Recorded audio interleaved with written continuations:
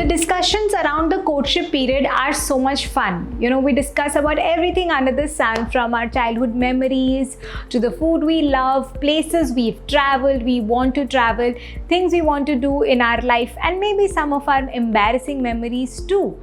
Everything is discussed before we get married. In fact, if you want to have a family, how we're going to live, and so on and so forth. But are you discussing money? Are you having that conversation with your to-be spouse? What we've realized over a period of time is that discussing about money before marriage is similar to planning for insurances. Nobody wants to put money or discuss things about something that may or may not go wrong in the future. Planning for your money with your to-be spouse is something like that.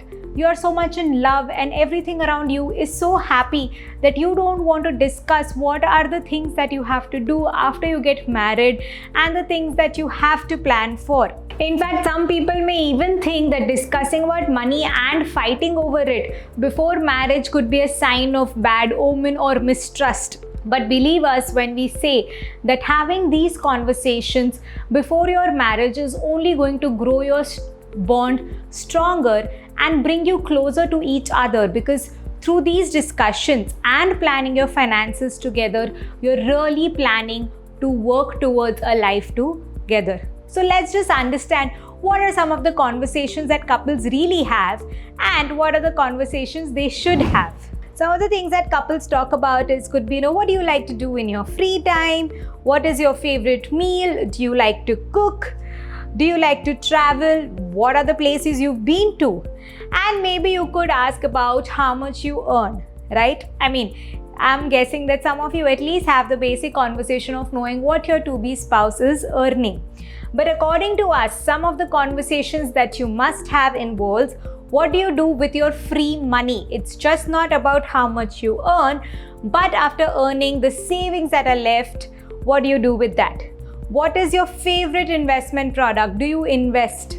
Well, food can be adjusted, but does your investment ideology, when it's very different, how do you come to a consensus in that case? Do you have funds kept aside for goals like travel, buying a house, anything that you may want to do? Are you discussing about your goals, planning for it? And lastly, and the most important thing that you must discuss is what are your financial responsibilities and how are you intending to manage the same? When you get married to someone, you just don't get married to everything nice, but the responsibilities and all the work also comes with it. So one such responsibility is being financially aware of not just your own finances, but of your plus one, so that you can plan for things together. In the most elementary form that we're going to discuss today in this session, as a to-be married couple, basic financial awareness of yourself and each other's finances and learning to work towards a better and a combined goal together is the best approach that you can do. So basically, you just need to start communicating about the three things: your earnings and financial responsibilities, your goals, and your investment approach. So to understand this better, as always, we've taken a couple from one of our movies, Jaane Tu Ya Jaane Na, that is Jay and Aditi, and we are saying that they are currently in their courtship phase. They are dating each other and they have finally started discussing about money with each other. So for the purpose of this scenario, we've considered Jay, who's working and employed at a multinational company, and Aditi is a graphic designer. She is a freelancer and is doing her own business. So they finally started discussing with each other as to what they are doing and what are the things that they're going to do with respect to their finances. So firstly, it's important to understand that Jay is financially responsible for his mother, as he's the sole earning member of the family, whereas Aditi's parents are financially settled and she doesn't really have to take care of them as of now. In fact, she doesn't even have to worry about every day-to-day living expenses. She just has to manage her own personal living expenses.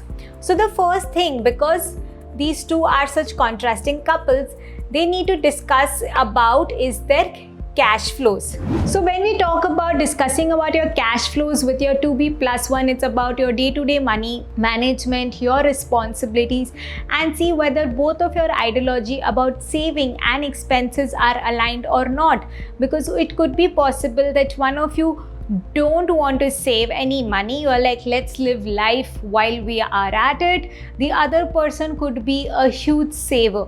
In such cases of contrasting personalities, it's very important that you communicate and find a midway to manage your cash flows. In fact, we've discussed quite a bit about money beliefs, and we know that there are many reasons why people behave certain ways with money. So communicating about that with each other will only make this planning more convenient for the two of you. Like we just saw that in the case of Jay and Aditi, Jay has more financial responsibilities. He's more sincere about fulfilling his financial responsibilities, whereas Aditi is responsible only for herself and her personal expenses. So now all the decisions that they make with respect to money comes from this idea of money. So we know that Jay is earning 1,50,000 rupees per month, of which he's spending 1,20,000 rupees and is saving 30,000 rupees per month. So basically Jay is saving very less money because he has quite a few expenses to take care of. On the other side, Aditi earns around 70,000 rupees per month. She's a freelancer, so her income could be erratic, and she tends to spend almost the entire money. So we can say that her savings are hardly anything. So we've already established that Jay has to take care of rent, household expenses, personal spends, his commute, any other financial responsibilities around his household expenses. Whereas Aditi has to only spend on herself, her commute, her discretionary spends like her credit card, her shopping, her travels. She doesn't really have to take care of rent or household expenses like grocery and maintenance. So she's more of financially free in that sense, whereas Jay has more financial responsibilities. So when these two started discussing about who should take care of money and how should they take care of the living expenses, because clearly Jay has more responsibilities, and when Aditi would get married and move in with Jay, some of those responsibilities would get passed on to Aditi as well.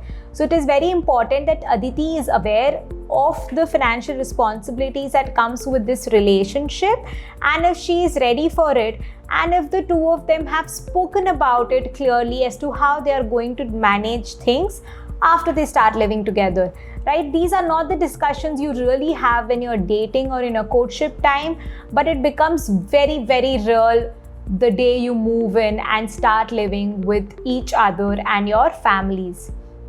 So if you remember in our discussions so far in the cash flow sessions, we highlighted two options that a couple can follow where they have to take care of finances, is that they can both contribute equally towards the monthly expenses, and the other option is that they can contribute in proportion to their income and save the rest of the money. So contributing equally would not be fair on Aditi because she earns less compared to Jay and she doesn't really have that many financial responsibilities.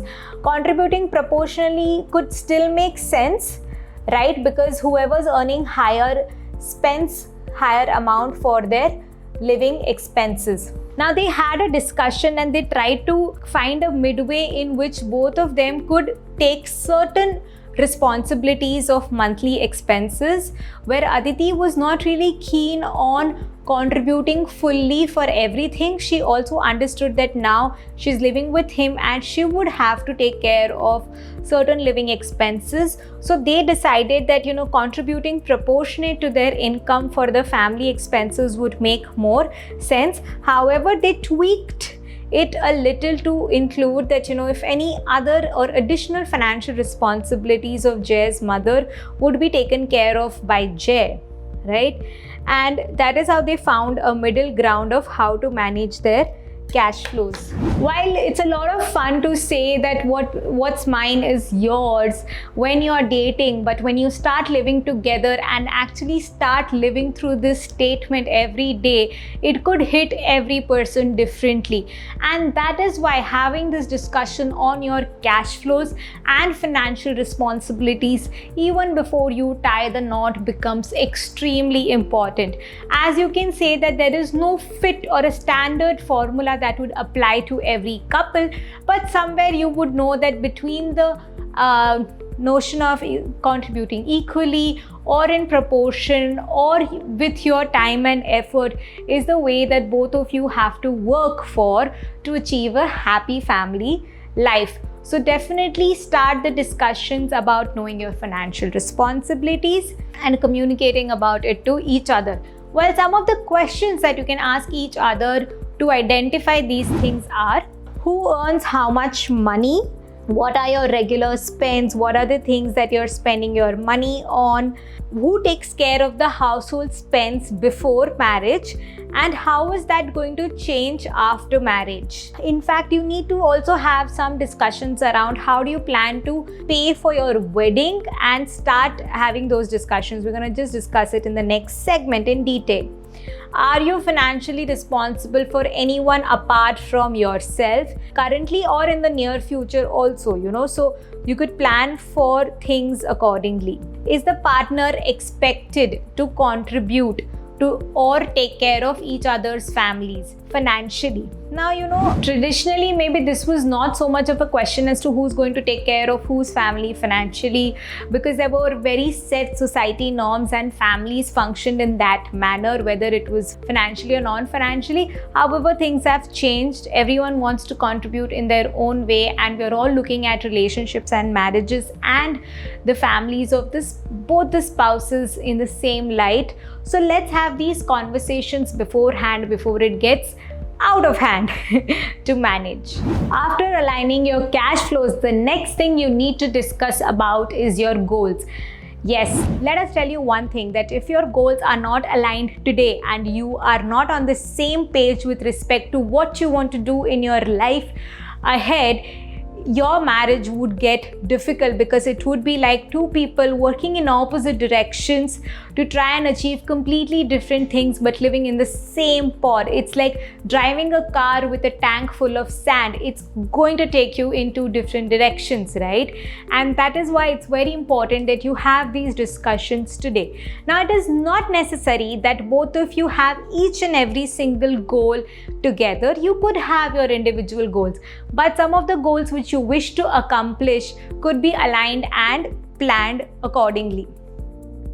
Because every single money that you earn, you save, would be put aside for these goals. Now, if one of you want to travel and the other one wants to retire early, the use of these savings would be very different and very contradictory. Hence, it's important to have these discussions today.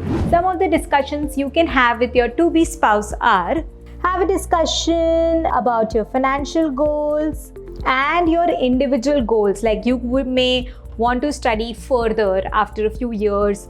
The other person would have a need to buy a expensive car. You may want to travel over to a particular place with your other friends. It's not necessarily that everything after you are married you do together, right? So it's important that you at least communicate so you're aware as to how you're going to plan for your money accordingly. How are you going to plan for your wedding goal? Extremely important. In fact, the first financial planning starts with your wedding planning. So let us help you with some of the goals that you may have, and then you can discuss as to where you stand with respect to these goals. First and the most important goal in a to-be married couple is your wedding budget. So you can discuss and understand how much you're ready to put aside for your wedding budget. The second goal is your travel plans. We are all wanting to travel and see the world. I'm not sure if there is anyone who is not really keen on travel. So I think this kind of fits into everyone's goal plans, right? Buying a new home, if not today, in a few years, having your place that you can call your own and be there the way you want to live is a priority for most couples.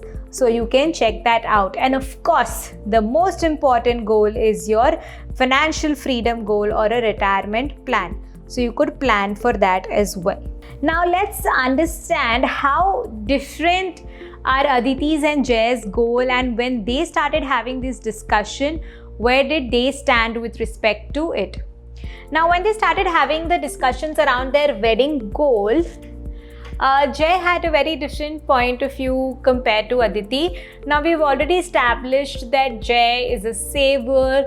He's looking at life from a long-term perspective. So he prefers to save every money that he's earning. And he's like, when they are both happily in love, they don't really need to spend a lot for their wedding. So he wants to keep a low-profile wedding and, not spend unnecessarily in the same, whereas Aditi is more full of life spirit, who wants to enjoy every beautiful moment, and she's like, this is once in a lifetime event that they'll ever have, and she wants to enjoy it completely. And she's like, her parents are agreeing to pay for the wedding, so that should not be a problem. However, they come to a standstill with respect to it because Jay still feels that they could use the money in a better manner rather than spending it at the wedding, and kind of are in a disagreement on how they can plan for it, right? So in such a situation that we come into the picture, and we were like, what Jay is saying makes sense given their current financial situation and their future financial responsibilities as well. That they both can set a budget as to how much they can spend on the wedding, combine that budget and stick the wedding within that. You can have a lot of fun without spending obscure amount of money in the wedding as well. So where Jay sets a budget of 5 lakh rupees, Aditi decides to have a word with her parents and decide to keep a normal budget for the wedding and not spend obnoxiously for the same. So basically they came to a consensus at a certain point with respect to their. So once this was done, they moved to the next goal, which is buying a new home. Now Jay really wants to buy a house. Jay is like, as soon as possible, we're going to put all our money, and the first thing that we're going to do is buy a home. He's ready to put everything that he's earned into the house, whereas Aditi is like, that they are just getting married, they are starting a new life, they should first spend some time living with each other, understand how life is going to be, and live for a while with each other, get real with the idea of being married and doing everything together. And once their finances fall in place and once they are in a better place, then they can start planning for a house. It is very important when the two of you have contradictory viewpoints with respect to your goals or anything related to money, that you start having the discussion of money beliefs and start reasoning out with each other. That is the whole idea of communicating better, right? And that's what we discussed in our money date. So that is what we advise Jay and Aditi, and when they start talking, we realize that for Jay, buying a house is a huge emotional purchase because he's always lived on rent, and he genuinely believes that having a shelter over his head would make him more secure and more comfortable with his life, and he would feel that he's achieved something after working and earning for so many years. Whereas Aditi also comes from a place where she understands that the home decision is very emotionally driven for Jay, but she also knows that currently they are not in a financial position to put everything that they have into the house, and later they would be scouting for money for everything small that they might want to do. So first thing first, we advise them to check out our course Money and Makan, because in that course they would be able to understand the things that they have to plan for buying a home, and they can also know what is the value of the home you can afford. So if you are interested, you can check out our course Money and Makan. And secondly, we agree with Aditi's point of view in this scenario that it is best they keep a house goal as one of their goals and both start saving and investing some of their money each month and put it towards this goal. And of course, through the session Money and Makan, they would know better as to how much they need to invest to achieve the amount they need for down payment. right? So home goal is very emotional for everybody, but I think when in a couple there are two different point of views, after a little bit of discussion you eventually arrive at a rational decision. So now the third goal that they were arguing about or having a discussion was on what are the things that they want to do going forward. Well, whether it's financial freedom or travel. Now, because Jay has lived a life which is cash strapped, he really wants to save money and be financially free at the earliest. Even for all you know, he's looking to retire by 45 and then do whatever he wants to do with his life. Whereas Aditi is like, let's take 1 year at a time, save some money, travel some, enjoy life as it comes, and then we'll look at other things. Now, as always, we know now the reasons that they have for such opposing point of views. The only advice we give them is that don't be so extreme. It's not that you need to save everything or it's not that you need to spend everything, but you need to budget and keep money aside for, yes, you got it right, your we goals and me goals. So yes, have a travel budget and travel within that budget, and also invest for your future goals like retirement and financial freedom. And like Jay and Aditi, we advise all you to be married, or in fact, even if you're married, to have the discussion around your goals and expectations from your future life. In fact, if you know someone who's just gotten engaged, it would be very, very helpful to just give them some advice on these points. Now, once your goals and cash flows are discussed, the third and the last aspect of your financial planning that you may discuss with your spouse is about investments. So basically, you need to understand as to what are their mindset when it comes to investing their money and if they are investing any money or not. So some of the discussions you can have with your spouse is that what is the investments you both have and how much money you've invested. Do you consult someone before making any investment decision, or do you read about it somewhere? Do you have any basis which you're making these investment decisions? Basically, just trying to understand that what are the things you both agree on and what are the things which are very different when it comes to investing your money. Now let's understand the same thing with the case of Jay and Aditi. We know that Jay is more risk averse. He wants to be more secure, and hence his portfolio reflects that.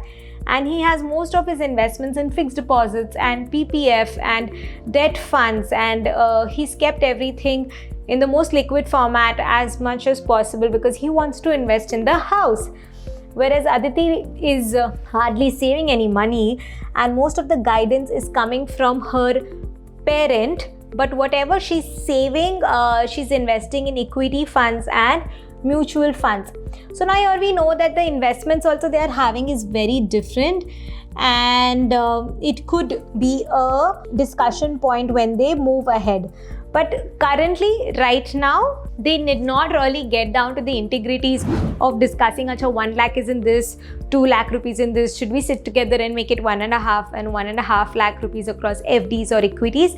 That's not the asset allocation discussion you need to have before marriage. You can have these discussions once you are married, right? And if currently all you need to know is what are the ideologies that you both have with respect to your investments and whether you agree or disagree on the same. So eventually you know that there are certain area points that you have to agree upon once you start combining your financial life as well. And as we always advise that in case if there's a roadblock, you can always plan for your finances separately, each portfolio going towards some of the combined goals and your individual goals. And if you need, then it's always best to consult a financial advisor who will guide you in the best possible manner and your both interests to manage your money in the best possible way. So now after these 3 aspects that we always advise to be married couples to have, let's just, quickly look at what are some other things that you can also discuss about. So apart from discussing your finances, some other things, you can talk to your to-be spouse to just understand, their money mindset and their money beliefs, which would really help you understand each other better and your decisions in a much, much better manner. So the first thing could be, to talk about your financial successes and setbacks. Very important. By discussing this, you can know how hard they have worked towards earning their money, what are their money goals, and how much do they value their own financial success, right? Talking about financial problems can help you reveal the mistakes that you or your spouse can help you talk about the money mistakes that you've done and the ways you've overcome it. So in future, if you are giving each other any financial advice, that is probably coming from a place of experience and learnings, right? Talk about how both of you were raised with respect to your money. Now, it's very important to know that did your family discuss money growing up? Does that help you to save and invest better? Did your money beliefs and discussions over dinner were about what your parents are doing with their money and how you can do better with respect to the same? So sharing and hearing about your family's financial histories and your formative experiences with money can point out the underlying reasons for your various actions and decisions with respect to money. Hence, it would not only just build a better foundation of mutual respect, but also help you guys reason with each other of your money decisions. Do discuss if what is important in your life and do your current spending habits match with such priorities. If you've always lived on a rented apartment growing up, then the need to have a permanent address and your own roof for the sense of security could mean a lot more, as is the case with Jay versus what is the situation with Aditi. So it is important for him to have his own house and his money habits are revolving around it, right? Whereas Aditi, she's always spent her own money for herself and planned her own finances in a very independent manner. It is slightly difficult for her to start thinking about other financial responsibilities along the way, where she's trying to do that and she's very much aware now about it, but it's a learning curve. So where she's always spent her money without thinking twice, it's probably going to be a little more difficult to save more and consider other people in your every financial decision. It's very important that you communicate with each other. If you have any debt, how much is it? How did you get that debt? Are you planning to repay that loan? And if that debt is going to impact your plus one's future financial life or not. So these are just some of the points that you can have a discussion on with each other.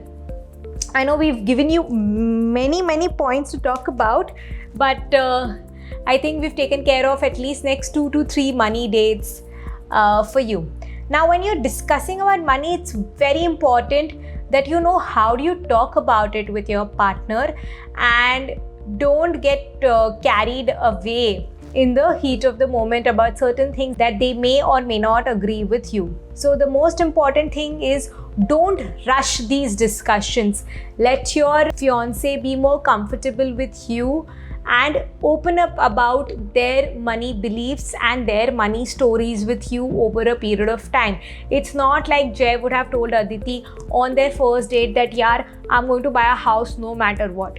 Right? It's probably their months of relationship or years of relationship and trust that's built over a period of time. It's very important to be honest and transparent with each other. You cannot be manipulative and hide facts from your fiancé today, which will only create problems in your married life tomorrow. Like Aditi was very honest that she has never considered anyone else when she's spending her money, so it's going to be a difficult transition for her. And when they had this conversation openly, they could come up with a preliminary plan to manage their expenses, right? Observe your partner's money behavior. Now, telling this to you from my personal experience, when I got married and moved in with my husband, initially it was very different because there were a lot of things that I would never spend my money on, and he would very easily spend money on it because of the convenience and the comfort you got from it. Like, could be very simple that I would walk a particular distance to even spend on the auto fare or wait for a bus, and he would just be like, now that we're earning, we should be spending for these comfortable things. And just many more small observations that I'm sure if you're married, you've already done about your spouse. If not, start having these observations, and maybe based on these observations, you can have conversations and you will learn more about each other's money beliefs, right? It's good to be curious, right? But don't be judgmental. Be curious, try to learn about each other. It's fun to talk about your first money mistake, the first big spend you had, the first big party you threw, the first time you bought those Adidas sneakers or you bought that fancy bag. These are beautiful stories to share. But don't be judgmental. Each person has their reasons for whatever money they are earning and spending. And it's very, very important that you know that you're not always going to agree upon everything. Oh my God, how many times have I fought with my spouse over wanting to buy things that I may feel important right now, but he may not, or vice versa. And currently, because of this argument, we are living without a television. It's just been 10 days, but yes, that's the case. So yes, every couple is going to fight over these things, but it's very important that you learn to look beyond it and come to a consensus as to what things fits in your budget today and what does not. Consult a financial advisor where needed. Don't get scared for the fee that you have to pay to consult a financial advisor, because that fee will come with mental peace, right direction, and good financial benefit for the two of you. So where you feel that guidance is important, to not just come to consensus about your financial goal and life, but that guidance will help you grow and prosper, please reach out to us. You can always write us an email at iplan@wealthcafe.in in case you want to consult us for financial advisory services or any other query that you may have regarding the endless amount of communication we are forcing you to have with your spouse. But after all this, I have a super good news for both of you, that you guys are going to get better with your money. Yes. Today, at the end of the course, you may feel overwhelmed or you may have a list of things to do, but if you work towards it as a team and know that this money problem and these money solutions are only to make your financial life better, yes, it is going to get better, and you are going to get better with respect to your money. So just remember that money is a part of life. It is not life. So once you start having an open conversation with each other about your goals, your values, and your beliefs, working towards achieving these goals is going to be a beautiful process with little bumps along the way. In fact, here's wishing to both of you a beautiful life ahead. So as we end this course, we are extremely excited to hear from you. What did you like in this course? What we could do better? Any feedback that you may have. So please go to our website and leave a review for us. If you have any questions, you know how to reach us through our website or by leaving queries in this video's comment section as well. Apart from that, we will continue to do our monthly lives on our Facebook group, so you can always attend those and ask your queries over there. We are trying hard to build a community of like-minded people who are working extremely hard to just not communicate but also build a superb financial life for themselves. And these courses are our way to make that happen for you. So all the best for what comes next, and we hope that your entire financial plan is laid out by then. Lastly, we would like to thank our amazing designer and editor who's helped us put this beautiful course across to you. So the design and animation is done by Aishwarya Mankar, the tiny architect, and the editing is done by Suhas and his team as Vasu Dagama. You can follow them or reach out to them in the credentials given on the slide.